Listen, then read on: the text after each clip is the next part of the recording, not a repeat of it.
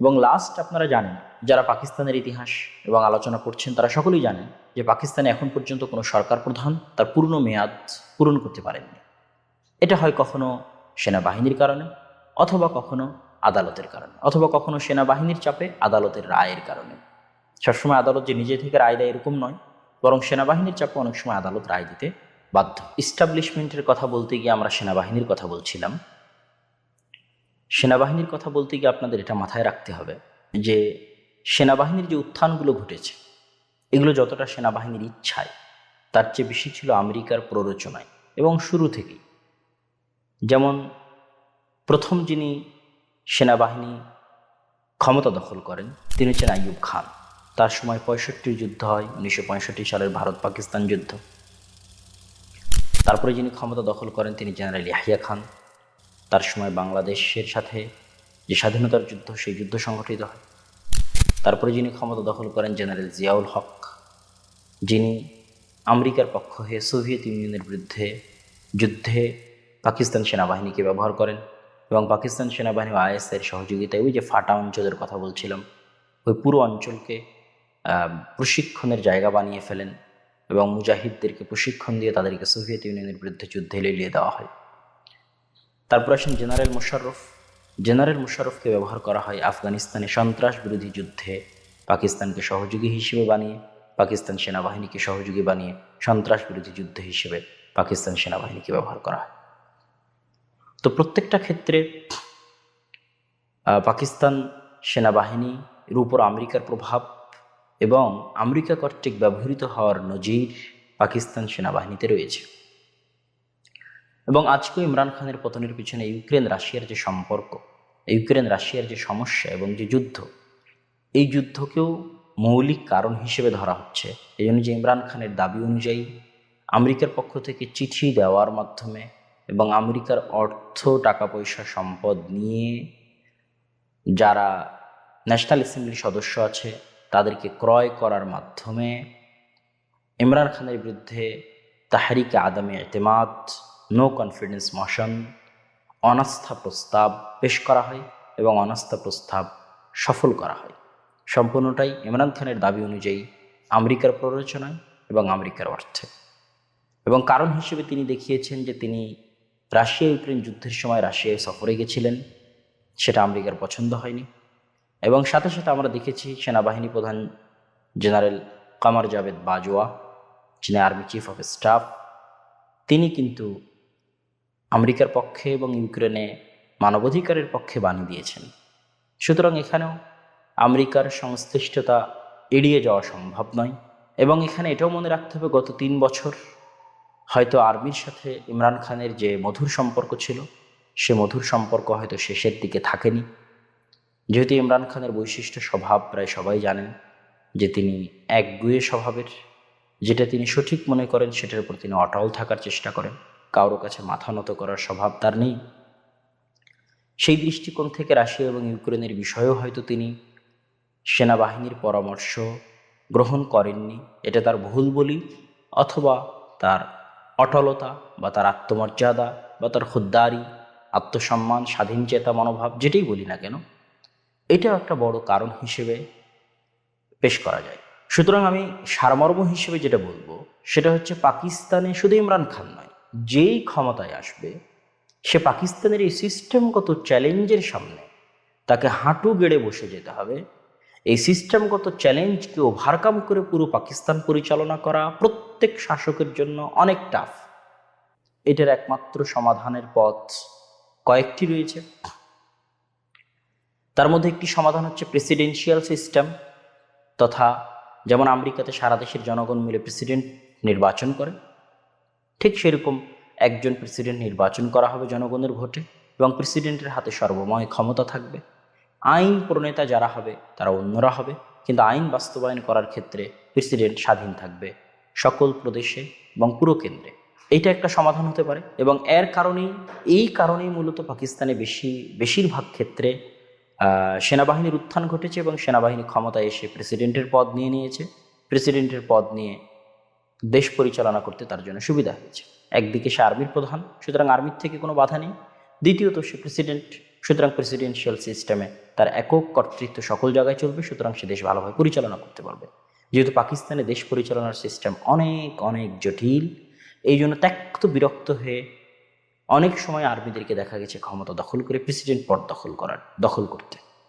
এবার আসি পাকিস্তানের বাকি সিস্টেমগত জটিলতার দিকে।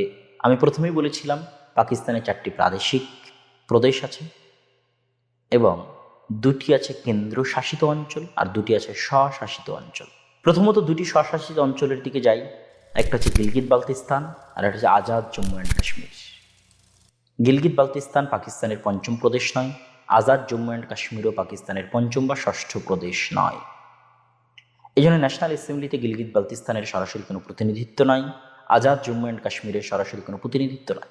তাহলে প্রশ্ন আসে, গিলগিত বালতিস্তান এবং আজাদ জম্মু অ্যান্ড কাশ্মীরকে পাকিস্তান কন্ট্রোল করে কীভাবে? আজাদ জম্মু অ্যান্ড কাশ্মীর তাদের সংবিধান সম্পূর্ণরূপে আলাদা এবং তাদের ওখানে সম্পূর্ণরূপে ওজিরে আজমের পদ আছে, প্রাইম মিনিস্টারের পদ আছে, যেটা একটা দেশের থাকে।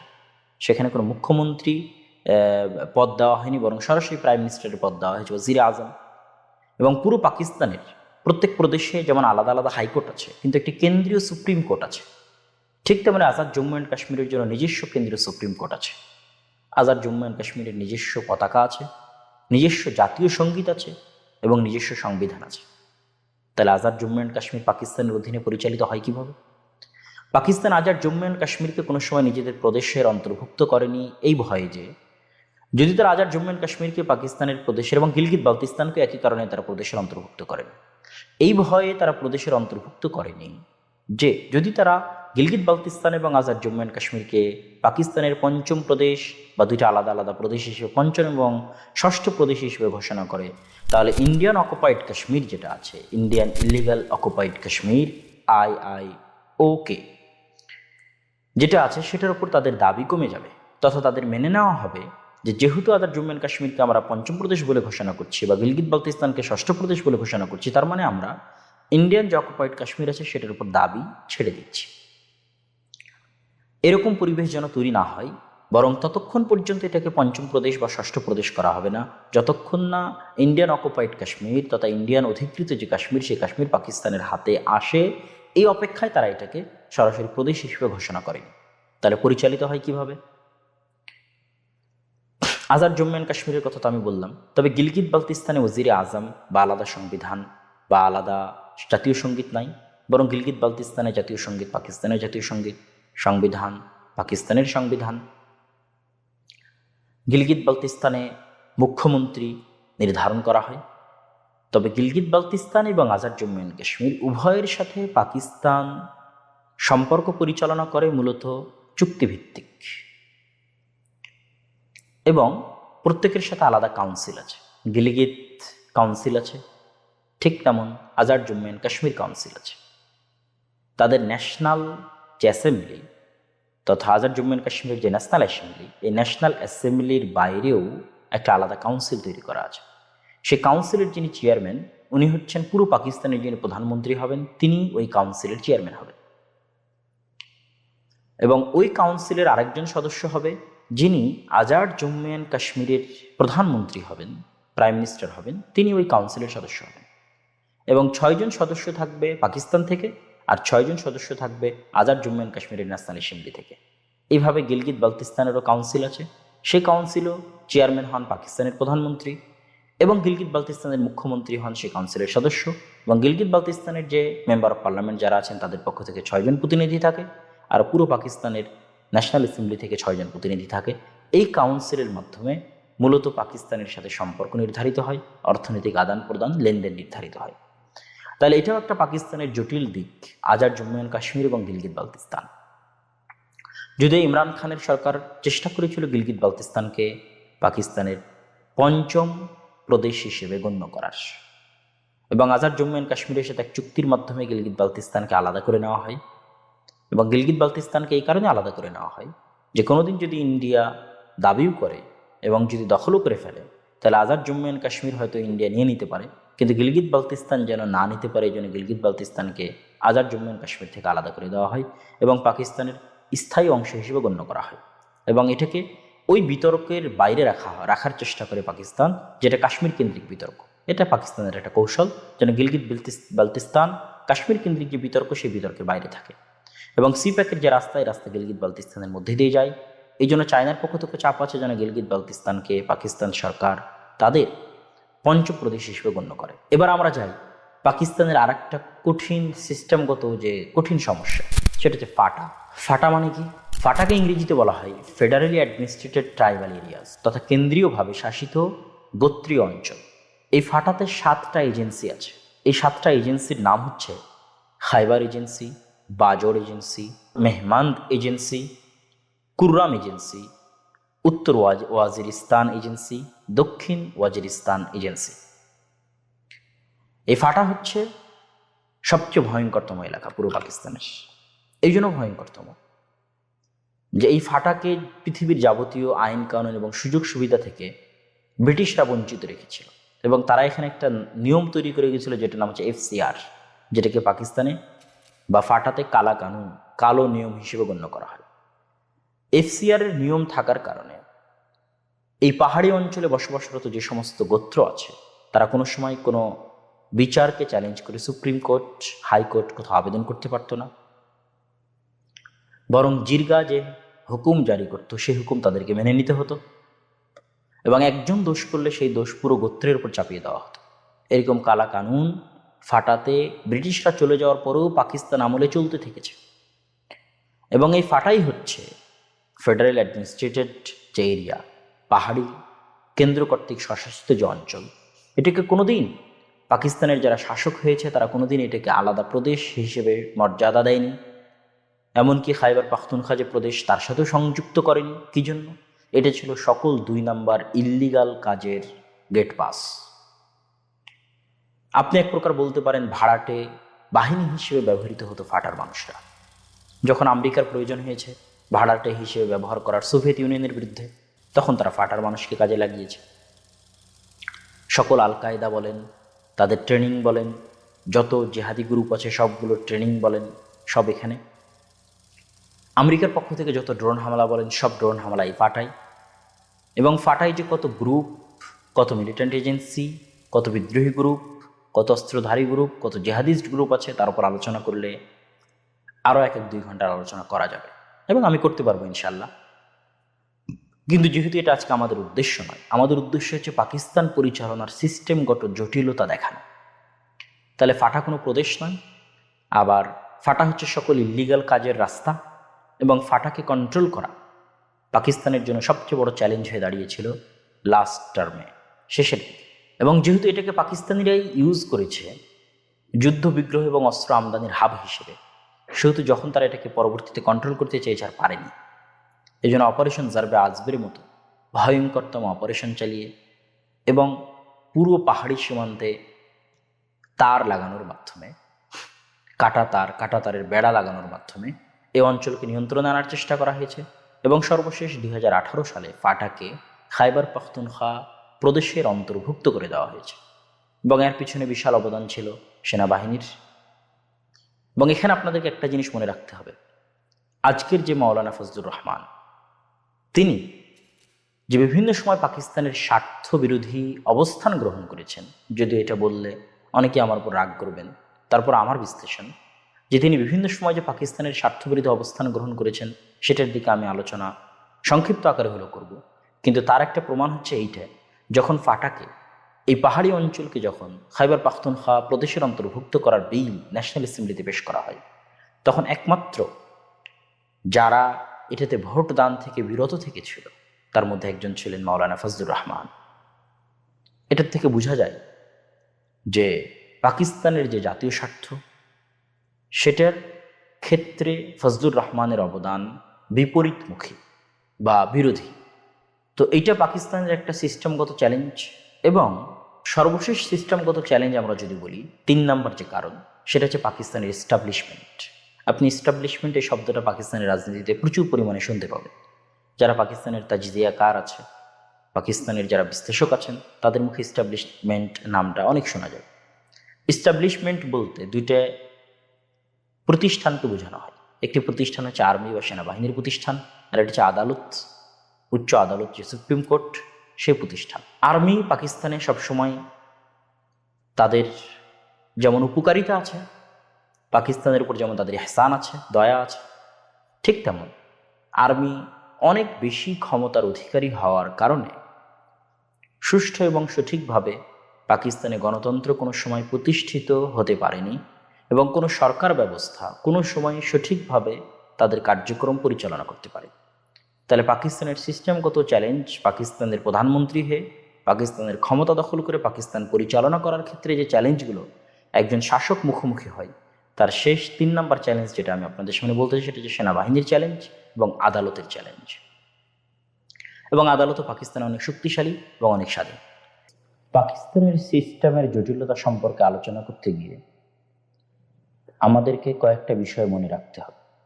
যেমন আমি যদি বাংলাদেশ দিয়ে উদাহরণ দিই, তাহলে বাংলাদেশে এক ভাষা, এক গোত্র, এক জাতিগোষ্ঠী মানুষ আমরা বসবাস করি। এখানে সেরকম আলাদা কোনো গোত্র বা আলাদা কোনো ভাষার মানুষ বসবাস করে না। এবং আমাদের দেশে কোনো প্রাদেশিক সিস্টেম নাই, বরং একটাই কেন্দ্রীয় সিস্টেম। এই দিক থেকে আমাদের দেশের যে শাসক হন না কেন, তিনি অনেক সুফল ভোগ করেন। তাকে কার্যক্রম পরিচালনা করতে কোনো প্রকার বাধাগ্রস্ত হতে হয় না। কিন্তু পাকিস্তান এই দিক থেকে অনেক ব্যতিক্রম। যেমন পাকিস্তানের যদি সবচেয়ে বড় প্রদেশের কথা বলি, তাহলে সেটা হচ্ছে বেলুচিস্তান আয়তনের দিক থেকে, অথচ বেলুচিস্তানে জনসংখ্যার দিক থেকে সবচেয়ে কম। তা যেহেতু জনসংখ্যার দিক থেকে সবচেয়ে কম, সেহেতু বেলুচিস্তানের প্রতিনিধিত্ব জাতীয় সংসদে হবে সবচেয়ে কম, অথচ বেলুচিস্তান আয়তনের দিক থেকে সবচেয়ে বড়। আবার পাঞ্জাব প্রদেশ আয়তনের দিক থেকে বেলুচিস্তানের চেয়ে ছোট হলেও পাঞ্জাবে প্রায় 11 কোটি মানুষের বসবাস, তথা পাকিস্তানের প্রায় অর্ধেক মানুষের বসবাস পাঞ্জাব। তাহলে পাঞ্জাবের প্রতিনিধিত্ব জাতীয় সংসদে হবে সবচেয়ে বেশি, ন্যাশনাল অ্যাসেম্বলিতে পাঞ্জাবের প্রতিনিধিত্ব হবে সবচেয়ে বেশি, এবং আছেও তাই। পাশাপাশি যে 4টি প্রদেশ আছে, এই 4টি প্রদেশের মানুষের তারা নৃতাত্ত্বিক দিক থেকে আলাদা, আলাদা গোষ্ঠী, আলাদা জাতি এবং আলাদা ভাষার মানুষ। যেমন আমরা যদি পাঞ্জাবের কথা বলি, তাহলে পাঞ্জাব মূলত ইন্ডিয়ার পাঞ্জাব থেকে আলাদা হয়ে পাকিস্তানের সাথে সংযুক্ত হয়েছিল। তো ইন্ডিয়ার যারা পাঞ্জাব এবং পাকিস্তানিদের যারা পাঞ্জাব, এই পাঞ্জাবিদের জাতি, গোষ্ঠী, ভাষা নৃতাত্ত্বিক দিক থেকে একই। ঠিক আমরা যদি বালুচিদের কথা বলি, বেলুচিস্তান, তাদের ভাষা, তাদের চেহারা, তাদের কৃষ্টি কালচার সম্পূর্ণরূপে আলাদা। ঠিক খাইবার পাখতুনখোয়া যেটা প্রদেশ পাকিস্তানের, খাইবার পাখতুনখোয়ার যদি কথা বলি, তাহলে খাইবার পাখতুনখোয়াতে যারা বসবাস করে তারা হচ্ছে পাশতুন। যেগুলো প্রদেশ আছে তার মধ্যে পাঞ্জাব প্রদেশের রাজধানী হচ্ছে লাহোর, এবং পাঞ্জাবিরা প্রায় 10 থেকে 11 কোটি জনসংখ্যার অধিকারী সম্পূর্ণ পাকিস্তানে। এই জন্য পাঞ্জাবের প্রতিনিধিত্ব পুরো পাকিস্তানে সবচেয়ে বেশি, এবং ন্যাশনাল অ্যাসেম্বলিতেও পাঞ্জাব প্রদেশের সিট সবচেয়ে বেশি। পাঞ্জাব প্রদেশের প্রায় 173টি সিট রয়েছে ন্যাশনাল অ্যাসেম্বলিতে। পাঞ্জাব মূলত ইন্ডিয়ার পাঞ্জাব থেকে আলাদা হয়ে পাকিস্তানের পাঞ্জাব তৈরি হয়েছে। তো ইন্ডিয়ার যারা পাঞ্জাব, তাদের যে সংস্কৃতি, তাদের যে ভাষা, পাকিস্তানি যেখানে পাঞ্জাব, তাদের সংস্কৃতি, ভাষা একই, তারা একই জাতিগোষ্ঠীর। তাদের মূল ভাষা হচ্ছে পাঞ্জাবিতে তারা কথাবার্তা বলে। এবং দ্বিতীয় যে প্রদেশ আমরা আলোচনায় নিয়ে আসতে পারি সেটা হচ্ছে বেলুচিস্তান আয়তনের দিক থেকে পাকিস্তানের সবচেয়ে বড় প্রদেশ, কিন্তু জনগণের বসতির দিক থেকে সবচেয়ে কম বসতি বেলুচিস্তানে।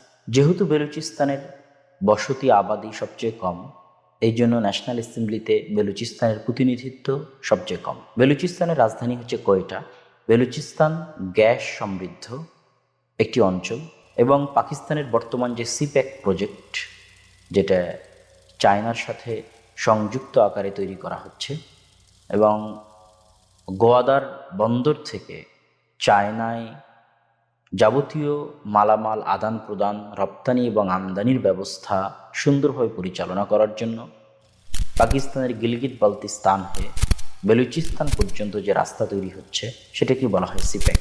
এই সিপ্যাকটা বেলুচিস্তানের মধ্যে দিয়ে গেছে, এবং এটার সাথে পাকিস্তানের অর্থনীতির বিশাল একটা অংশ জড়িত। এই জন্য বেলুচিস্তানের ভূমিকাও পাকিস্তানের অর্থনীতিতে অনেক বেশি। তো বেলুচিস্তানিরা তারা নৃতাত্ত্বিকভাবে বালুচ জাতিগোষ্ঠীর অংশ, এবং এই বালুচ জাতিগোষ্ঠী ইরানেও বসবাস করে অনেকাংশে, এবং পাকিস্তানেও বসবাস করে। তাদের ভাষা, তাদের সংস্কৃতি, কৃষ্টি কালচার সম্পূর্ণরূপে আলাদা। তৃতীয় আরেকটি প্রদেশ আমরা আলোচনা করতে পারি, সিন্ধু প্রদেশ। সিন্ধু প্রদেশের রাজধানী হচ্ছে করাচি। করাচি পাকিস্তানের সবচেয়ে বড় সমুদ্র বন্দর করাচিতে অবস্থিত, বিন কাসেম বন্দর এবং করাচি বন্দর। এবং করাচি পাকিস্তানের সবচেয়ে বড় বিজনেস হাব, অর্থনৈতিক রাজধানী বলা যায় করাচিকে। এই জন্য সিন্ধু প্রদেশ পাকিস্তানের অর্থনীতিতে বিশাল ভূমিকা রাখে সমুদ্রের সাথে সিন্ধু প্রদেশের কানেক্টিভিটির কারণে। সিন্ধু সভ্যতাও বহু প্রাচীন এবং বহু পুরাতন সভ্যতা। ঐতিহাসিকদের দাবি অনুযায়ী ৮,০০০ বছরের পুরাতন সভ্যতা।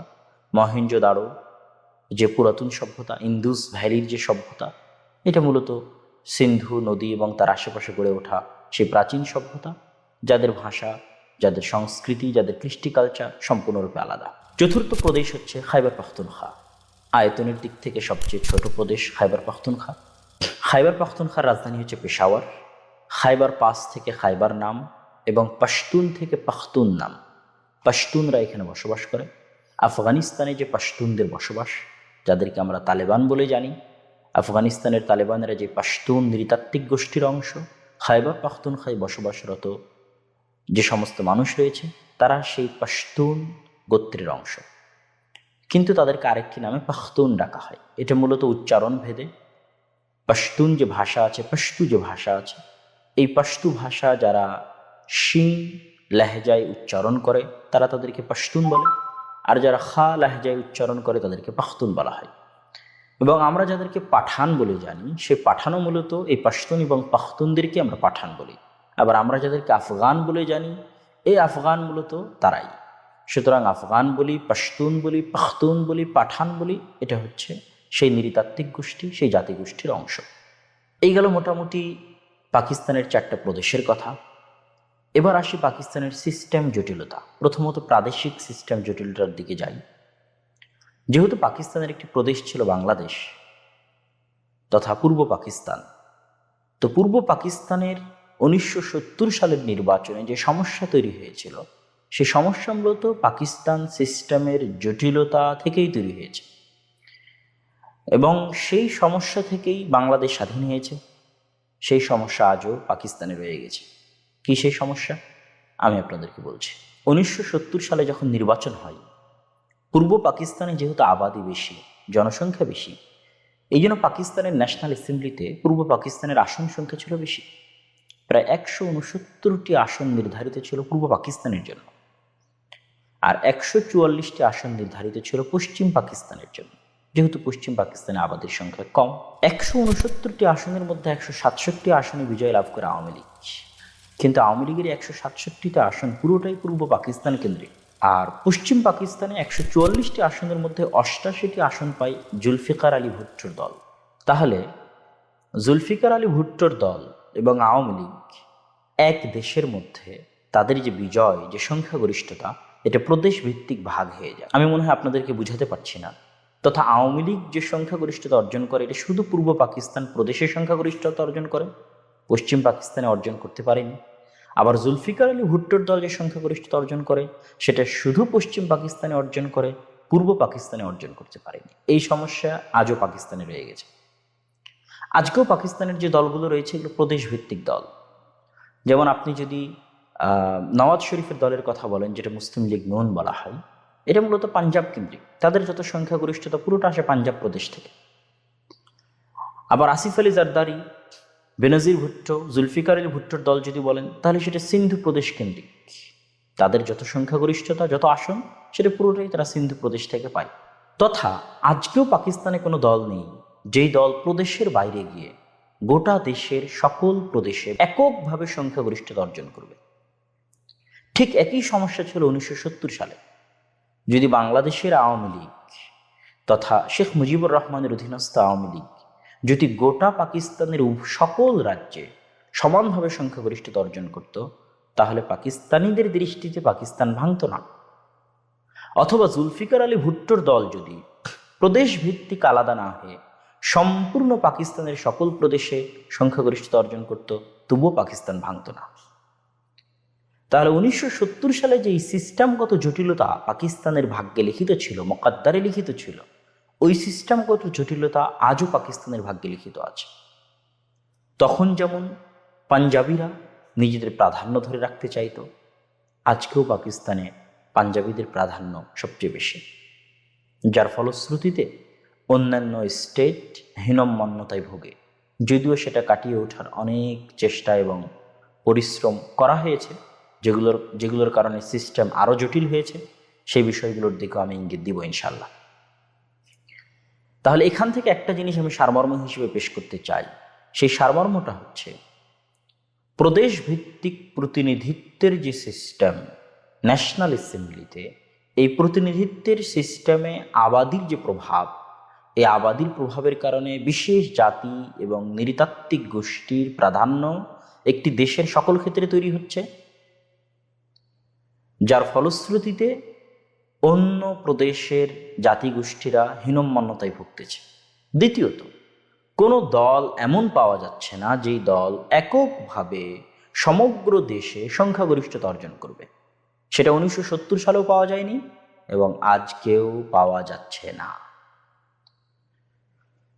এবার আসি প্রাদেশিক এই সংকটগুলো কাটিয়ে ওঠার জন্য যে সিদ্ধান্ত নেওয়া হয়, সেটা হচ্ছে পাকিস্তানকে বাইক্যামেরাল তথা 2 হাউস বিশিষ্ট সংসদে পরিণত করা হয়, যার আপার হাউসকে বলা হয় সিনেট এবং নিম্ন হাউসকে বলা হয় national assembly.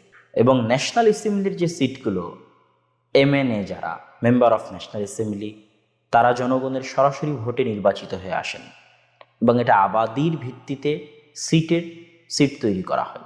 Member of national assembly জনগণের সরাসরি ভোটে নির্বাচিত হয় এবং আবাদির ভিত্তিতে, জনগণের বসবাসের ভিত্তিতে সিট নির্ধারিত হয়। সেই হিসেবে আমি আগেই বলেছি, পাঞ্জাবের প্রতিনিধিত্বের সংখ্যা ন্যাশনাল অ্যাসেম্বলিতে সবচেয়ে বেশি। পুরো ন্যাশনাল অ্যাসেম্বলির সদস্যের অর্ধেক হচ্ছে পাঞ্জাব প্রদেশের জন্য। প্রত্যেক প্রদেশের নিজস্ব আলাদা আলাদা সংসদ আছে এবং প্রত্যেক প্রদেশের যারা প্রধান হন তাদেরকে ওজিরে আলা বলা হয়, যেটাকে আমরা চিফ মিনিস্টার বলছি, বা ভারতে যেটাকে মুখ্যমন্ত্রী বলা হচ্ছে।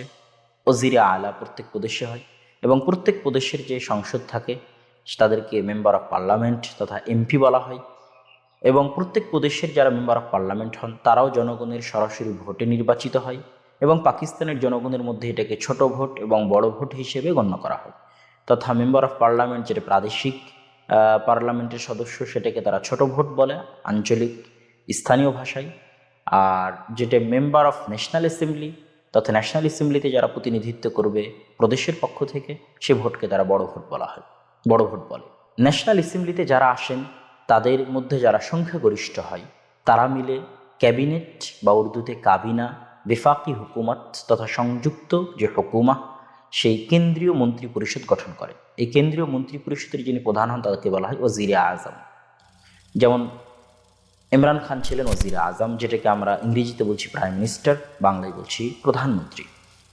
এবং এই যে বিফাকি হুকুমত তথা কেন্দ্রীয় ফেডারেল যে হুকুমত, যে শাসক যারা কেন্দ্রীয় মন্ত্রী সভায় আসতেছেন, তাদের হাতে ক্ষমতা থাকে সীমিত এবং অনেক ক্ষমতা ভাগ করে দেওয়া আছে প্রদেশের যে মেম্বার অফ পার্লামেন্ট যারা, এবং প্রদেশে যারা বিজয়ী হচ্ছে, প্রদেশে যারা সংখ্যাগরিষ্ঠতা অর্জন করছে এবং প্রদেশে যারা মন্ত্রী পরিষদ গঠন করছে। প্রত্যেক প্রদেশের আলাদা আলাদা মন্ত্রী পরিষদ থাকে, তাদের হাতেই থাকে শিক্ষার সিস্টেম, তাদের হাতে থাকে স্বাস্থ্যের সিস্টেম, স্থানীয় পুলিশ বিভাগ সম্পূর্ণরূপে তাদের হাতে থাকে। এবং কেন্দ্র তথা কেন্দ্রীয় যে বডি, কেন্দ্রীয় যে মন্ত্রী পরিষদ, তাদের হাতে শুধু অর্থনীতির বিষয়, কারেন্সি মুদ্রার বিষয়, সেনাবাহিনী এবং বিদেশের সাথে সম্পর্ক, এই জাতীয় কেন্দ্রীয় বিষয়গুলো তাদের হাতে থাকে।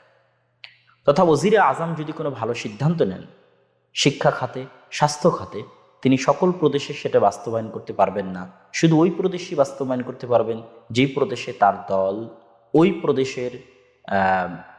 প্রদেশে ভোটে জিতে ওই প্রদেশে সরকার গঠন করেছে, যেই প্রদেশে তার দল সরকার গঠন করেছে, শুধু সেই প্রদেশে তিনি সবকিছু বাস্তবায়ন করতে পারবেন।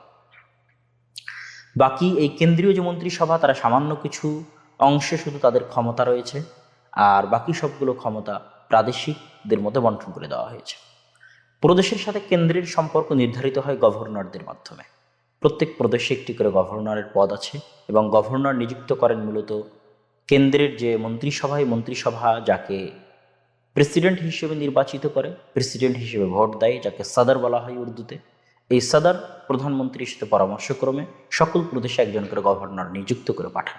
এই গভর্নরদের মাধ্যমে কেন্দ্রের সাথে প্রদেশের সম্পর্ক নির্ধারিত হয়। এবং যে উচ্চ পরিষদ আমি বললাম বাইক্যামেরাল তথা 2 হাউস বিশিষ্ট, এটা হচ্ছে নিম্ন হাউস ন্যাশনাল অ্যাসেম্বলি, আর এটার যেটা উচ্চ হাউস সেটাকে বলা হয় সিনেট। সিনেটের সদস্যরা জনগণের সরাসরি ভোটে নির্বাচিত হন না। সিনেট মূলত তৈরি করা হয়েছিল বাংলাদেশ ভেঙে যাওয়ার পরে, যেহেতু বাংলাদেশের একক সংখ্যাগরিষ্ঠতা পূর্ব পাকিস্তানে আওয়ামী লীগের তৈরি হওয়ার কারণে আওয়ামী লীগ পুরো পাকিস্তানের ক্ষমতার দাবিদারে পরিণত হয়েছিল, কিন্তু পাঞ্জাব এবং পশ্চিম পাকিস্তানের যারা শাসক তারা এটা চাচ্ছিলেন না, যার ফলশ্রুতিতে স্বাধীনতা আন্দোলন শুরু হয়। তো এইরকম আন্দোলন যেন ভবিষ্যতে না হয় এবং সংসদে যেন প্রত্যেক প্রদেশের সমান প্রতিনিধিত্ব নিশ্চিত করা যায়, প্রত্যেক প্রদেশের সমান প্রতিনিধিত্ব, এই জন্যই মূলত বাংলাদেশ তৈরি হওয়ার পরে পাকিস্তানে সিনেট ব্যবস্থার প্রণয়ন হয় তথা 2 হাউস বিশিষ্ট সংসদ তৈরি করা হয়। এখানে প্রত্যেক প্রদেশের সমান সংখ্যক সদস্য প্রতিনিধিত্ব করেন সিনেটে, প্রত্যেক প্রদেশের পক্ষ থেকে সমান সংখ্যক সদস্য, যারা ওই প্রদেশের যারা মেম্বার অফ পার্লামেন্ট তাদের ভোটে নিযুক্ত হন। জনগণের সরাসরি ভোটে নয়, বরং প্রত্যেক প্রদেশের মেম্বার অফ পার্লামেন্টদের ভোটে প্রত্যেক প্রদেশের যে নির্ধারিত আসন সংখ্যা আছে সেই নির্ধারিত আসন সংখ্যায় সিনেটররা নির্বাচিত হন। এবং সিনেটরদের কোনো সময় সিনেট ভেঙে দেওয়া হয় না এবং সিনেট ভেঙে দেওয়ার কোনো নিয়ম পাকিস্তানে নেই, কিন্তু ন্যাশনাল অ্যাসেম্বলি সদর চাইলে, প্রেসিডেন্ট চাইলে প্রাইম মিনিস্টার তথা ওয়াজিরে আজমের পরামর্শে ন্যাশনাল অ্যাসেম্বলি ভেঙে দিতে পারে। এবং ন্যাশনাল অ্যাসেম্বলির সদস্যদের মেয়াদ থাকে 5 বছর আর সিনেটরদের মেয়াদ থাকে 6 বছর। এবং সবসময় সিনেটে আসন সংখ্যা পূর্ণ থাকে, প্রতি 3 বছর পর পর অর্ধেক আসন সংখ্যা কমে যায় এবং পুনরায় সে অর্ধেক পূরণ করে দেওয়া হয়। এভাবে সবসময়ের জন্য সিনেট পূর্ণ থাকে। কোনো আইন যদি ন্যাশনাল অ্যাসেম্বলিতে পাশ করতে চাওয়া হয় তাহলে ন্যাশনাল অ্যাসেম্বলিতে 2/3 মেজরিটি, 2/3 প্রাধান্যের ফলে ভোট যদি পায় কোনো আইন, তবুও সে আইন ফাইনালাইজড বলে বিবেচিত হবে না যতক্ষণ না সেই আইনকে সিনেটে পেশ করা হয় এবং সিনেটরদের মধ্যেও 2/3 মেজরিটি পেয়ে সেই আইন অনুমতি পায়, ততক্ষণ পর্যন্ত ওই আইন পরিবর্তন করা এবং বাস্তবায়ন করা সম্ভব নয়।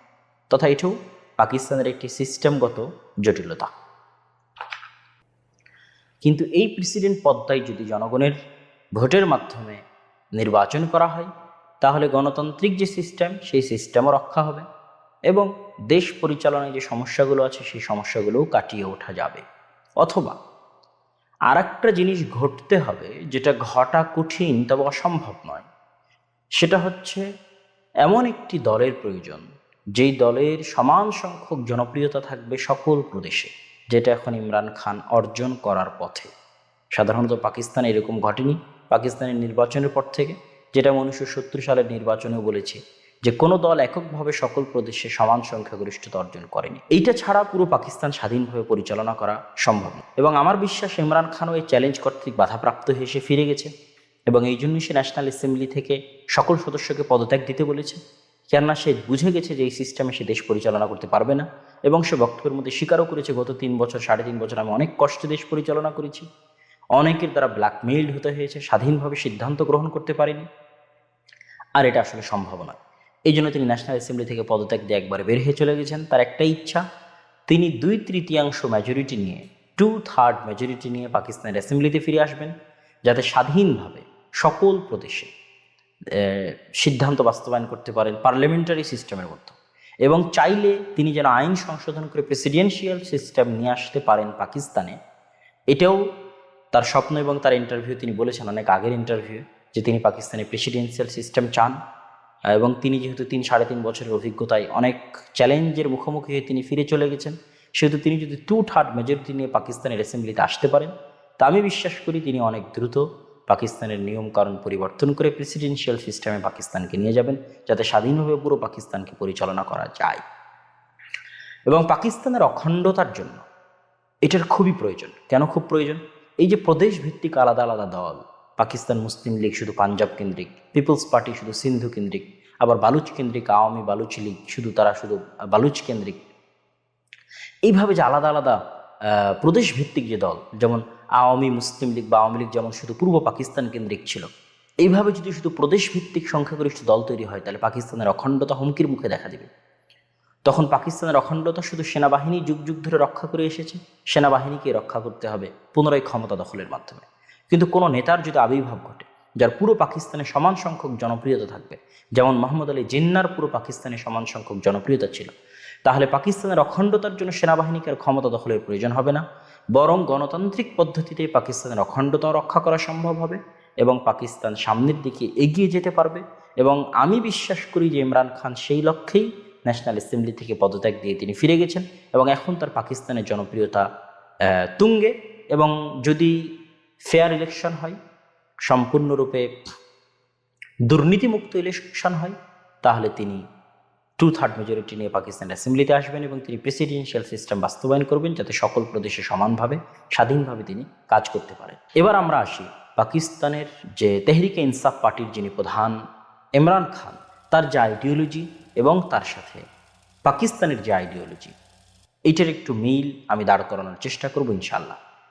পাকিস্তান যে আইডিওলজির উপর ভিত্তি করে তৈরি হয়েছিল, এটা যদি আমরা বাঙালিরা অনুভব করতে চাই তাহলে আমাদের এখন শেখ মুজিবুর রহমানের অসমাপ্ত আত্মজীবনী পড়া ছাড়া সরাসরি কানেক্টেড করতে পারবো এরকম কিছু আসলে আমাদের কাছে নেই। অসমাপ্ত আত্মজীবনী এটা অনেক বড় একটি সম্পদ বাংলাদেশের মুসলমানদের জন্য, যাতে বাংলাদেশের মুসলমানরা অনুভব করতে পারে যে এই দেশের আসল ইতিহাস এবং অতীত ইতিহাস কি। অসমাপ্ত আত্মজীবনীতে শেখ মুজিবুর রহমান স্পষ্ট ভাষায় বলেছেন যে অখণ্ড ভারতে মুসলমানদের নিরাপত্তার সরিষা সমপরিমাণ নিশ্চয়তা নাই। তিনি এটা ওই বইয়ের অসমাপ্ত আত্মজীবনীর মধ্যে লিখেছেন। এবং হিন্দুদের কর্তৃক অত্যাচারিত নির্যাতিত হওয়ার লোমহর্ষক ঘটনাবলী শেখ মুজিবুর রহমান বর্ণনা করেছেন অসমাপ্ত আত্মজীবনীতে। এমনকি এরকম ঘটনাও তিনি লিখেছেন যে তিনি কোনো বাড়িতে প্রবেশ করার কারণে সেই তার বন্ধুর বাড়ি, তার বন্ধু হিন্দু ছিল, তাদের বাড়িতে প্রবেশ করার কারণে তার বন্ধু এসে তাকে বলেছে, বন্ধু তুই আমাদের বাড়িতে আর যাস নে, এই জন্য যে আমাদের বাড়িতে তুই যাওয়ার কারণে আমার আম্মা আমার আব্বা সবাই মিলে বাড়ি অপবিত্র হয়ে গেছে মনে করে পুরো বাড়ি ধৌত করে ফেলে এবং আমাকে দিয়েও ধোয়ায়। তো এই যে হিন্দু এক্সট্রিমিস্ট মানসিকতা এবং এটার যে ভয়ঙ্করতা এবং এটার যে ভয়াবহতা, এটা শেখ মুজিবুর রহমান অসমাপ্ত আত্মজীবনীতে লিখেছেন। এবং কেন ওই সময় ভারত পাকিস্তানের মুসলমানদের জন্য, তখন তো আর পাকিস্তান ছিল না, ভারতের মুসলমানদের জন্য কেন ওই সময় ভারতের মুসলমানদের জন্য পাকিস্তানের প্রয়োজন ছিল, সেটা তিনি অসমাপ্ত আত্মজীবনীতে বিস্তারিতভাবে লিখেছেন।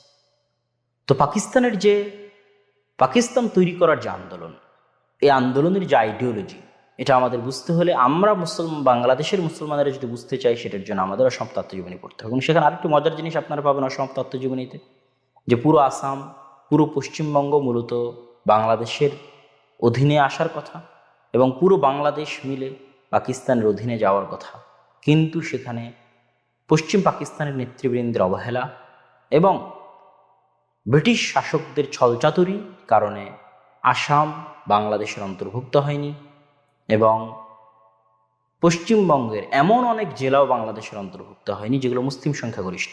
এই কথা অসমাপ্ত আত্মজীবনীতে শেখ মুজিবুর রহমান লিখে গেছেন। যেমন তিনি মুর্শিদাবাদের উদাহরণ দিয়েছেন। তিনি বলেছেন সংখ্যাগরিষ্ঠতার ভিত্তিতেও যদি কলকাতাকে আলাদা করা হতো তাহলে শিয়ালকোট স্টেশন বাংলাদেশের মধ্যে পড়ত। এবং শেখ মুজিবুর রহমান কোনো মতেই কলকাতা ছাড়ার পক্ষে ছিলেন না। তিনি কঠিনভাবে দাবিদার ছিলেন যে কলকাতা পূর্ব পাকিস্তানের অন্তর্ভুক্ত হবে। এবং তিনি আফসোস করে লিখেছেন যে সিলেট, আসামের একমাত্র যে জেলা সিলেট পাকিস্তানের অন্তর্ভুক্ত হওয়া তথা বাংলাদেশের অন্তর্ভুক্ত হতে পেরেছে, সেই সিলেট গণভোটের মাধ্যমে অন্তর্ভুক্ত হয়েছিল। সেই গণভোটের প্রচারণার জন্য শেখ মুজিবুর রহমান সিলেটে গেছিলেন। তিনি আফসোস করে লিখেছেন যে আসামের একটি জেলা হচ্ছে করিমগঞ্জ, এই করিমগঞ্জের সংখ্যাগরিষ্ঠ মুসলমান, এই সংখ্যাগরিষ্ঠ মুসলমানরা গণভোটে অংশগ্রহণ করার পরেও করিমগঞ্জ জেলাকে সিলেটের অন্তর্ভুক্ত করে বাংলাদেশের অন্তর্ভুক্ত হতে দেওয়া হয়নি, বরং ভারতের অন্তর্ভুক্ত রেখে দেওয়া হয়েছে। তো এই এবং 1905 সালের যে বঙ্গভঙ্গ এবং 1911-র যে বঙ্গভঙ্গ রদ এবং সর্বদা বাংলাদেশের মুসলমানদের উপর হিন্দু জমিদারদের যে অত্যাচার, এবং শেখ মুজিবুর রহমান অসমাপ্ত আত্মজীবনীতে লিখেছেন যখনই তিনি পাকিস্তান আন্দোলনের কথা বলতেন তখনই তিনি বক্তব্যের শুরুতে হাজী শরীয়তুল্লাহর ফরাইজি আন্দোলন এবং তিতুমিরের বাঁশের কেল্লার আন্দোলন এবং ওয়াহাবি আন্দোলন তথা শাহ ইসমাইল শহীদ এবং সৈয়দ আহমদ ব্রিলভির যে জিহাদ আন্দোলন, এই জিহাদ আন্দোলনের ইতিহাস টানার মাধ্যমে তিনি পাকিস্তানের আন্দোলনের কথা বলতেন তথা আগের যে আন্দোলনগুলোর কথা শেখ মুজিবুর রহমান উল্লেখ করতেন। এই প্রত্যেকটা আন্দোলন হয়েছিল মুসলমানদের ক্ষমতা ফিরে পাওয়ার জন্য, যে মুসলমানেরা 500-600 বছর এই দেশের শাসক ছিল। তো মুসলমানেরা যেহেতু এই দেশের শাসক ছিল আর তাদের কাছ থেকেই যেহেতু ইংরেজরা ক্ষমতা ছিনিয়ে নিয়েছে, সেহেতু সবচেয়ে বেশি ব্যথা এবং সবচেয়ে বেশি কষ্ট মুসলমানদের ছিল। মুসলমানদের যেহেতু সবচেয়ে বেশি ব্যথা এবং সবচেয়ে বেশি কষ্ট ছিল, এই জন্য স্বাধীনতা আন্দোলনে মুসলমানদের অবদান সবচেয়ে বেশি ছিল। আর মুসলমানদেরকে দমিয়ে রাখার জন্য মুসলমানদেরকে যাবতীয় চাকরি বাকরি সবকিছু থেকে বঞ্চিত করে সকল চাকরি বাকরি শিক্ষা দীক্ষা হিন্দু এবং হিন্দু জমিদারদের কর্তৃক নিশ্চিত করা হতো। তথা 1947 সালে যখন পাকিস্তানের জন্ম হয় বা আজকের বাংলাদেশের জন্ম হয়, তখন আশ্চর্যজনক হলেও সত্য যে হিন্দুদেরকে লড়াই করা লেগেছে শুধুমাত্র ব্রিটিশদের বিরুদ্ধে, আর ভারত, বাংলাদেশ, পাকিস্তানের মুসলমানদেরকে লড়াই করতে হয়েছে একসাথে ব্রিটিশদের বিরুদ্ধে এবং একসাথে হিন্দুদের বিরুদ্ধে। এই উভয় শক্তির সাথে লড়াই করে আলাদা স্বাধীন বাংলাদেশ অর্জন করতে হয়েছে, আলাদা স্বাধীন পাকিস্তান অর্জন করতে হয়েছে, এবং অনেক রক্তের বিনিময়ে, অনেক শ্রমের বিনিময়ে। কিছুই ছিল না। শেখ মুজিবুর রহমান লিখেছেন, যখন কলকাতা ছেড়ে দিয়ে তারা ঢাকায় আসেন, তখন কলকাতা থেকে কিছুই আনা হয়নি, ফকির মিসকিন হিসেবে ঢাকায় যাত্রা শুরু হয়। এবং যখন পাঞ্জাব ছেড়ে দিয়ে পশ্চিম পাকিস্তানের পাঞ্জাবে যাওয়া হয়, তখন সবকিছু দিল্লির, সবকিছু দিল্লিতে মুসলমানদের বসবাস, ইতিহাস, ঐতিহ্য সব দিল্লি কেন্দ্রিক। দিল্লি ছেড়ে দিয়ে মুসলমানরা খালি হাতে ফকির এবং মিসকিন মহাজির হিসেবে পাকিস্তানে তাদেরকে সরকার ব্যবস্থা শুরু করতে হয়। একই অবস্থা ছিল বাংলাদেশের। তো এই যে ভয়ঙ্করতম কুরবানি, এই যে ভয়ঙ্করতম রক্ত, এবং শেখ মুজিবুর রহমান এটাও লিখেছেন যে দুর্ভিক্ষের কারণে পূর্ব পাকিস্তানে 1943-44 সালে অনেক হাজার হাজার মানুষ মারা গেছে, এবং এই দুর্ভিক্ষের সময় হিন্দুদের পক্ষ থেকে কোনো সহযোগিতা পাওয়া যায়নি, এটা ইতিহাস সাক্ষ্য। তো শেরে বাংলা একে ফজলুল হক, হোসেন শহীদ সোহরাওয়ার্দী, শেখ মুজিবুর রহমান সহ আর যারা ছিলেন তৎকালীন নেতৃবৃন্দ, তারা সকলেই আলাদা মুসলমানদের রাষ্ট্রের জন্য যে আইডিওলজির চিন্তা করেছিলেন, সে আইডিওলজি ছিল ইসলাম এবং ধর্ম এবং মুসলিম কেন্দ্রিক আলাদা রাষ্ট্র। এবং এটা ইন্ডিয়া বা ভারতের মুসলমানদের জন্য সবচেয়ে আশ্চর্যের যে দীর্ঘ 190 বছরের কঠিন জুলুমের শাসন আমলের পরেও মুসলমানরা তাদের অস্তিত্ব ধরে রাখতে পেরেছে, টিকিয়ে রাখতে পেরেছে, এবং সেই অস্তিত্বের বহিঃপ্রকাশ ঘটেছে পাকিস্তানের মাধ্যমে, বাংলাদেশের মাধ্যমে। এটাই অঞ্চলের মুসলমানদের উপর আল্লাহ সুবহানাহু ওয়া তাআলার অনেক বড় দয়া। 1937 সালে একটা নির্বাচন হয়েছিল। 1937 সালে বাংলাদেশে কৃষক প্রজা পার্টি তথা শেরে বাংলায় কে ফজলুল হকের দল বেশি সংখ্যাগরিষ্ঠতা অর্জন করেছিল মুসলিম লীগের চেয়েতে। হোসেন শহীদ সোহরাওয়ার্দীর মুসলিম লীগের চেয়েতে শেরে বাংলায় কে ফজলুল হকের কৃষক প্রজা পার্টি বেশি সংখ্যাগরিষ্ঠতা অর্জন করেছিল। পরবর্তীতে কৃষক প্রজা পার্টির সাথে অ্যালায়েন্স করে মুসলিম লীগ এবং কৃষক প্রজা পার্টি একত্রিত হয়ে দল গঠন করে। কিন্তু 1946 সালে গোটা বাংলাদেশে একক সংখ্যাগরিষ্ঠতা পায় মুসলিম লীগ, এবং সকল মুসলমানদের জন্য যে ভোট নির্ধারিত ছিল সমগ্র ভারতে, সেগুলো তো মুসলিম লীগ একক সংখ্যাগরিষ্ঠতা পায়। এবং 1940 সালের যে লাহোর প্রস্তাব, সেটাও কিন্তু শেরে বাংলায় কে ফজলুল হক পেশ করেছিলেন। এখান থেকে আমি যেটা বুঝাতে চাচ্ছি সেটা হচ্ছে 1946 সালে সারা ভারতের মুসলমানদের যে একতা, সে একতা নির্ধারিত হয়েছিল যে আইডিওলজির উপর ভিত্তি করে। বাংলাদেশের মুসলমানদের যে একতা, কৃষক শ্রমিক প্রজা পার্টি দিয়ে তারা 1937 সালে ভোট দিয়েছে, কিন্তু 1946-এ তারা সব ভোট মুসলিম লীগকে দিয়েছে। এই যে একতা, এই একতা যে আদর্শের উপর ভিত্তি করে তৈরি করা হয়েছে, ওই আদর্শই পাকিস্তানের একমাত্র রক্ষা কবচ। এবং ইমরান খান এটা ভালোভাবে অনুভব করতে পারার কারণে তিনি সর্বদা সে আইডিওলজির কথা বলতেন, এবং তিনি তার বক্তব্যে স্পষ্টভাবে সে আইডিওলজির দিকে ইঙ্গিত করেছেন, ইশারা করেছেন। তিনি বলেছেন, আমাদের স্বাধীন খুদ মুখতার পাকিস্তান লাগবে, যেটার খারিজা পলিসি তথা পররাষ্ট্রনীতি নতজানু হবে না, কারো গোলাম হিসেবে পররাষ্ট্রনীতি নির্ধারণ করা হবে না, বরং স্বাধীনভাবে আমরা আমাদের পররাষ্ট্রনীতি নির্ধারণ। তিনি তার বহু বক্তব্যে বলেছেন যে একজন আমেরিকার নাগরিক মারা গেলে যেই রকম হওয়ার কথা, একজন পাকিস্তানের নাগরিক মারা গেলে সেই রকমই হতে হবে। পাকিস্তানের নাগরিক এবং আমেরিকার নাগরিকের মধ্যে কোনো পার্থক্য নেই। ইংল্যান্ডের নাগরিক এবং পাকিস্তানের নাগরিকের মধ্যে মর্যাদাগত কোনো পার্থক্য নেই। যেটা আমরা বলতে পারি যে একজন ভারতের নাগরিক যদি বাংলাদেশের সীমান্তে মারা যায়, তাহলে যে রকম প্রতিক্রিয়া হবে, একজন বাংলাদেশের নাগরিক যদি ভারতের সীমান্তে মারা যায় তো ওই রকমই প্রতিক্রিয়া হতে হবে। তাহলে আমরা সঠিক আমাদের পররাষ্ট্রনীতি আছে এটা আমরা বুঝতে পারবো। এবং ইমরান খান বহু বক্তব্যে বলেছে যে পাকিস্তানিরা আধা আদমি, অর্ধেক মানুষ নন যে তাদেরকে ড্রোন হামলা করে হত্যা করা হবে। যেমনটা আমরা বলতে পারি যে বাংলাদেশের মানুষরা কি অর্ধেক মানুষ যে তাদেরকে সীমান্তে হত্যা করা হবে এবং কোনো প্রকার প্রতিবাদ হবে না। তো এরকম স্বাধীন পররাষ্ট্রনীতি এবং পাকিস্তানের যে নজরিয়া, তথা আপনারা জানেন যে পাকিস্তানের একটা স্লোগান আছে যে পাকিস্তান কা মতলব কিয়া লা ইলাহা ইল্লাল্লাহ, একটা স্লোগান আছে এবং এই স্লোগান সেই যুগ থেকে দেওয়া হতো।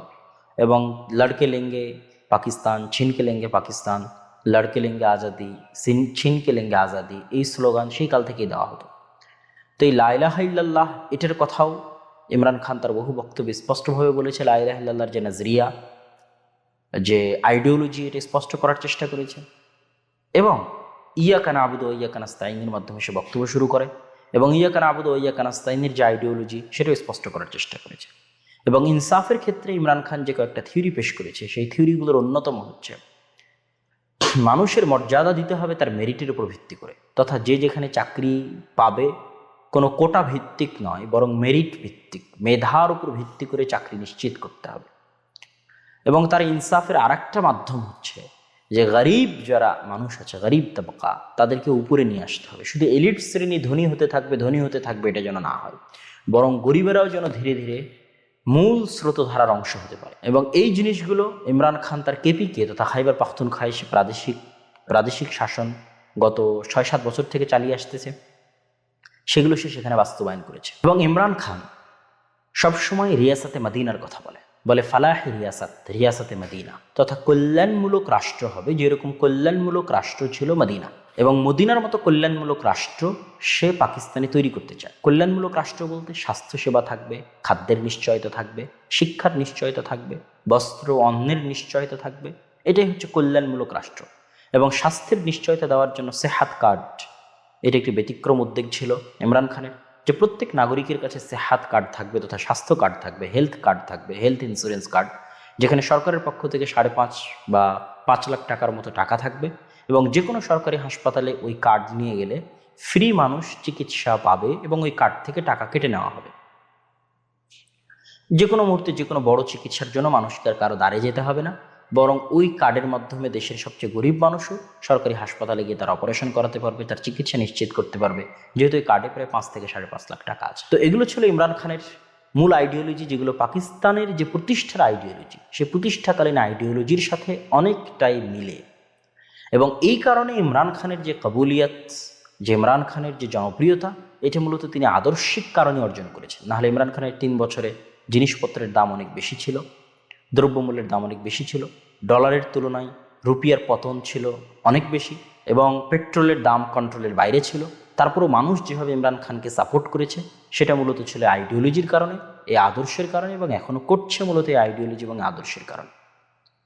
এবং আমিও মনে করি যে পাকিস্তান যে আদর্শের উপর প্রতিষ্ঠিত হয়েছিল, সে আইডিওলজি এবং সে আদর্শের উপর অটল থাকাটাই পাকিস্তানের অখণ্ডতার জন্য জরুরি এবং পাকিস্তানের সামনের দিকে এগিয়ে যাওয়ার জন্য জরুরি।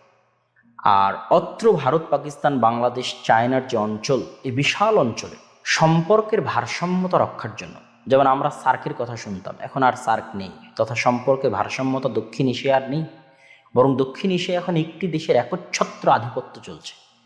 এই নির্দিষ্ট একটি দেশের একচ্ছত্র আধিপত্য প্রত্যেকটা দক্ষিণ এশিয়ার দেশের জন্য হুমকি স্বরূপ। নেপালের জন্য হুমকি, ভুটানের জন্য হুমকি, মালদ্বীপের জন্য হুমকি, শ্রীলঙ্কার জন্য হুমকি, বাংলাদেশের জন্য হুমকি, পাকিস্তানের জন্য হুমকি। কিন্তু যদি এখানে ক্ষমতার ভারসাম্য আমরা নির্ধারণ করতে চাই, তাহলে এখানে যেমন চায়নার মতো শক্তিশালী রাষ্ট্রের প্রয়োজন রয়েছে, ঠিক শক্তিশালী পাকিস্তান তথা পারমাণবিক শক্তির অধিকারী শক্তিশালী পাকিস্তানের ভূমিকাও রয়েছে। যখন পাকিস্তান শক্তিশালী হবে তখন দক্ষিণ এশিয়ায় ক্ষমতার ভারসাম্য থাকবে, যেই ক্ষমতার ভারসাম্যের সুফল দক্ষিণ এশিয়ার সকল ছোট দেশ পাবে, ভুটান পাবে, নেপাল পাবে, মালদ্বীপ পাবে, বাংলাদেশও পাবে। সুতরাং শক্তিশালী পাকিস্তান শুধু পাকিস্তানের জন্য নয়, বরং দক্ষিণ এশিয়ার প্রত্যেকটা ছোট দেশের জন্য প্রয়োজন এবং মুসলিম উম্মার জন্য প্রয়োজন। এই জন্য যে মুসলিম উম্মার একমাত্র পারমাণবিক শক্তি অধিকারী দেশ হচ্ছে পাকিস্তান। অতএব আমি অন্তর থেকে কামনা করি যে ইমরান খান পুনরায় ক্ষমতায় আসুক, পাকিস্তানের এই কঠিন সিস্টেমকে চ্যালেঞ্জ করুক, পাকিস্তানের যে কঠিন সিস্টেম যেটার কারণে সে ক্ষমতায় টিকে থাকতে পারছিল না, এটাকে চ্যালেঞ্জ করে এগুলোকে সংশোধন করে পাকিস্তানকে সামনের দিকে এগিয়ে নিয়ে যাক, এটাও আমাদের একান্ত কাম্য। আর মাওলানা ফজলুর রহমানের মাথায় টুপি এবং মুখে দাড়ি দেখে বিভ্রান্ত হওয়ার কোনো কারণ নেই, বরং তার বাবা মুফতি মাহমুদ সহ আর যারা আগের ছিলেন তারা মূলত কংগ্রেসপন্থী ছিলেন। কংগ্রেসপন্থী বলতে অখণ্ড ভারত যারা চায় তাদের অংশ। অখণ্ড ভারত যারা চেয়েছে তারা ভুল করেছে, আমি কথা বলবো না। যেমন মাওলানা আবুল কালাম আজাদ অখণ্ড ভারত চাইতেন, মাওলানা হোসাইন আহমদ মাদানী অখণ্ড ভারত চাইতেন। এরকম আহলে হাদিসদের অনেক বড় বড় আলেম ওলামা ছিল যারা অখণ্ড ভারত চাইতেন। কিন্তু অখণ্ড ভারত যারা চাইতো তারা অবশ্যই পাকিস্তানের স্বার্থ বিরোধী। সুতরাং আমি এখানে আর কথা আগে বাড়াতে চাচ্ছি না। আমি আগেও একবার বলেছি পাকিস্তানের স্বার্থ বিরোধী কী জন্য, এবং এখনও ইঙ্গিতে বলে দিলাম কিভাবে তারা পাকিস্তানের স্বার্থ বিরোধী। এবং এই যে বাপদাদার আমল থেকে রেওয়ায়তি ভাবে যারা ক্ষমতায় চলে আসতেছে তাদের যে দুর্নীতি, এটা সকলের জানা। এবং এটাও সকলের জানা যে আগের যে সমস্ত প্রধানমন্ত্রী চলে গেছে, যাদের পতন হয়েছে তাদের বিভিন্ন দুর্নীতির কারণে হয়েছে, কিন্তু ইমরান খানের পতন দুর্নীতির কারণে হয়নি, এটাও সকলের জানা। তো আল্লাহ সুবহানাহু ওয়া তাআলা সকল মুসলিম দেশের কল্যাণ করুক এবং সকল মুসলিম দেশে সৎ শাসক প্রদান করুক এবং সকল মুসলিম দেশকে স্বাধীন পররাষ্ট্রনীতি অবলম্বন করার তৌফিক দান করুক। আমাদের বাংলাদেশকেও এবং আমাদের বাংলাদেশের সরকার প্রধানকেও স্বাধীন পররাষ্ট্রনীতি অবলম্বন করার তৌফিক দান করুক। দেখেন, পাকিস্তানের যে জটিল সিস্টেম সেই তুলনায় বাংলাদেশের সিস্টেম কিন্তু অনেক সহজ। এই জন্য বাংলাদেশের উন্নতিও করাও অনেক সহজ, কঠিন কিছু নয়। যেহেতু বাংলাদেশের সিস্টেমে এত জটিলতা নেই এবং বাংলাদেশে একই ভাষা একই গোত্রের মানুষ বসবাস করে, এই জন্য বাংলাদেশের সিস্টেম জটিলতা না থাকার কারণে বাংলাদেশে ক্ষমতার ভারসাম্য থাকে, ক্ষমতার স্থায়িত্ব থাকে, স্ট্যাবিলিটি থাকে, স্থিতিশীলতা থাকে এবং বাংলাদেশের উন্নয়নও সম্ভব। তো আল্লাহ সুবহানাহু ওয়া তাআলা প্রত্যেক মুসলিম দেশ, পাকিস্তান সহ প্রত্যেক মুসলিম দেশকে শক্তিশালী করুক এবং দক্ষিণ এশিয়ায় যারা নির্যাতিত মুসলমান আছে, কাশ্মীর সহ, রোহিঙ্গারা সহ, তাদেরকে সহযোগিতা করতে পারবে এরকম মুসলিম শাসক এই অঞ্চলে দান করুক। আল্লাহুম্মা আমিন। ওয়া আখির দাওয়ানা আলহামদুলিল্লাহি রাব্বিল আলামিন। আসসালামু আলাইকুম ওয়া রাহমাতুল্লাহি ওয়া বারাকাতুহু। বিল্লাহি ওয়াকিলা, আল্লাহকে দায়িত্ব দেওয়ার এক নম্বর কারণ, আপনি আজকে যখন মাহমুদপুরে আছেন তখন মাহমুদপুরের স্থানীয় কোনো নেতা আপনাকে হেল্প করতে পারে। আমরা যখন ব্রাহ্মণবাড়িয়ায় গেছি তখন ব্রাহ্মণবাড়িয়ার হেফাজতের নেতা হয়তো আমাদেরকে হেল্প করতে পারে, তার কাছে আমরা সাহায্য নেওয়ার জন্য গেছি, কিন্তু সে আপনাকে এখানে হেল্প করতে পারবে না। অথবা বাংলাদেশের বাইরে বের হয়ে যান, যে বাংলাদেশের প্রধানমন্ত্রীও আপনাকে আমেরিকাতে কোনো হেল্প করতে পারবে না। বাংলাদেশের প্রধান উপদেষ্টা আমেরিকায় যা দাম সে অনুযায়ী আপনাকে আমেরিকার মাটিতে কোনো বিপদে বাংলাদেশের প্রধানমন্ত্রীও কোনো হেল্প করতে পারবে না। তাহলে প্রত্যেক যার কাছে আমি সাহায্য নিতে যাচ্ছি তার সাহায্য করার লিমিট আছে। যে আমি একজন এমপির কাছে সাহায্য নিতে যাচ্ছি, একজন মন্ত্রীর কাছে সাহায্য নিতে যাচ্ছি, ওর লিমিট কি, ওর এরিয়া, ওর এলাকা, এর বাইরে ওর সহযোগিতা করা সম্ভব নয়।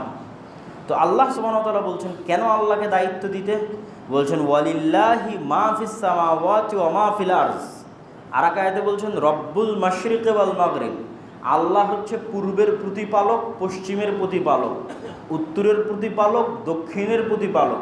মা ফিস সামাওয়াতি ওয়া মা ফিল আরজ, আসমান এবং জমিন এবং তার মধ্যে যা কিছু আছে সকল কিছুর উপর একচ্ছত্র মালিকানা কার? আল্লাহ। তাহলে তুমি বাংলাদেশে থাকো, আমেরিকায় থাকো, ব্রাহ্মণবাড়িয়ায় থাকো, মাহমুদপুরে থাকো আর কেরানীগঞ্জে থাকো, তোমাকে প্রথমে সহযোগিতা করতে পারবে কে? আল্লাহ। কমন, সব জায়গায় কমন একমাত্র সহযোগিতা করতে পারবে আল্লাহ সুবহানাহু ওয়া তাআলা। 2 নম্বর যে উদাহরণটা দিয়ে শুরু করেছিলাম, যে আপনি আপনার ভাইকে দায়িত্ব দিয়ে যাচ্ছেন যে আমি মারা যাচ্ছি, তুমি আমার ছেলেকে দেখে শুনে রাখো। তো আল্লাহ সুবহানাহু ওয়া তাআলা বলছেন যে তিনি হচ্ছেন হাইয়ুন কাইয়ুম, তিনি হচ্ছেন চিরঞ্জীব, চিরস্থায়ী। এটা দ্বারা আল্লাহ কি বুঝাচ্ছেন? এটা যারা আল্লাহ সুবহানাহু ওয়া তাআলা বুঝাচ্ছেন যে আপনি দুনিয়াতে যেই ব্যক্তিকে দায়িত্ব দিয়ে যাচ্ছেন সে যে আপনার আগেই মারা যাবে না অথবা আপনার ছেলেমেয়ের আগে মারা যাবে না, এর কোনো গ্যারেন্টি আছে? এর কোনো গ্যারেন্টি নেই। তাহলে আপনি যাকেই দায়িত্ব দেন না কেন, সেই দায়িত্বশীল আপনার আগেই দুনিয়া থেকে বিদায় নিয়ে নিতে পারে। অথবা আপনার ছেলের দায়িত্ব দিয়ে গেলেন, আপনার ছেলের বিদায় নেওয়ার আগে দায়িত্বশীল দুনিয়া থেকে বিদায় নিয়ে নিতে পারে। তাহলে চিরঞ্জীব চিরস্থায়ী হিসেবে আপনার ছেলের দায়িত্ব কাকে দেওয়া যৌক্তিক? আল্লাহকে দেওয়া যৌক্তিক। তাহলে কে বাঁচলো কে মরলো সেটা দেখে লাভ নাই। করোনা ভাইরাসে এসে পুরো বংশ বিলীন হয়ে গেল, কিন্তু আপনি দায়িত্ব দিয়ে রেখেছেন কার ওপর? আল্লাহ সুবহানাহু ওয়া তাআলার উপর।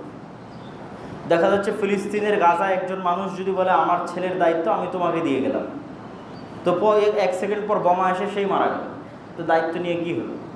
তো সে যদি বলে না হে আল্লাহ আমার ছেলের দেখাশোনার দায়িত্ব তোমার উপর দিয়ে গেলাম, তাহলে কেননা তিনি হচ্ছেন হাইয়ুন কাইয়ুম। আর 1 নাম্বার কি? সব জায়গায় সহযোগিতা করতে পারবে। তাহলে 1 নাম্বার লজিক গেল পৃথিবীর সকল জায়গায় তিনি সহযোগিতা করার ক্ষমতা রাখেন। 2 নাম্বার লজিক গেল তিনি চিরঞ্জীব চিরস্থায়ী, কখনো মৃত্যুবরণ করেন না। এবার 3 নাম্বার, আল্লাহ সুবহানাহু তাআলাকে যখনই আমরা চাই না কেন তখনই আমরা আল্লাহ সুবহানাহু তাআলাকে সাথে যোগাযোগ করতে পারি, সম্পর্ক স্থাপন করতে পারি। এটা একটা বড় বিষয়, যে আপনার যত বড় ব্যক্তি পরিচিত থাক, জুলাইয়ের আন্দোলনের সময় 1 সপ্তাহব্যাপী ইন্টারনেট বন্ধ ছিল। অনেক সময় অনেক জঙ্গলে চলে যাবেন, গ্রাম অঞ্চলে চলে যাবেন, নেটওয়ার্ক নাই। পৃথিবীতে কোনো একটা বড় কিছু ঘটে গেল, কোনো মোবাইলে নেটওয়ার্ক নাই। তাহলে আপনি যে ওর সাথে যোগাযোগ করে সহযোগিতা চাইবেন, সে যোগাযোগেরই তো ব্যবস্থা নাই। সমুদ্রের মধ্যে আছেন, মরুভূমির মধ্যে আছেন, জঙ্গলের মধ্যে আছেন, সহযোগিতা যে নেবেন মানুষের কাছে। দেখা যাচ্ছে সমুদ্রের মধ্যে একটা জাহাজ ডুবতেছে, তো সেই জাহাজের ব্যক্তি এখন সহযোগিতা চাচ্ছে পার্শ্ববর্তী আর এক জাহাজের কাছে, যোগাযোগই হয় না, তো কি সাহায্য চাইবে? তাহলে এই প্রত্যেকটা যার উপর মানুষ ভরসা করতেছে, এগুলো একটাও স্বয়ং সম্পূর্ণ নয়।